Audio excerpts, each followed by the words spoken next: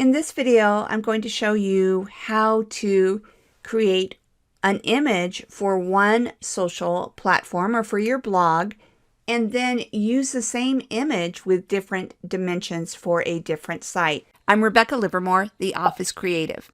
So for example, you might have a rectangle that you use for your blog post, and yet you want a square for Instagram or for Facebook. So I'm going to show you how to easily do that in PowerPoint.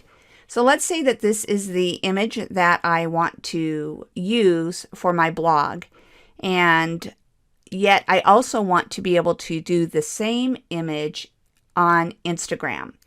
What I would do is go up to the Design tab and Slide Size, Custom Size, and I am going to make this 6.4 inches by 6.4 inches.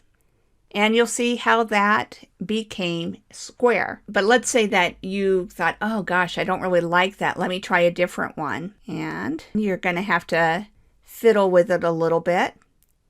And what I would do in this case is I would put part of it above the line and part of it below. You're just going to drag the text down a little bit until it's laid out the way that you want. Okay? So there you have that. Now let's say I want to go back to the standard size. I would just kind of go like that. And notice how it is the right size for the vertical again. I hope that you enjoyed this video, and I'd really appreciate it if you'd like this video and subscribe to my YouTube channel. And don't forget to click on the little bell icon so you'll get notified whenever I put out new content. Thanks so much, and happy creating!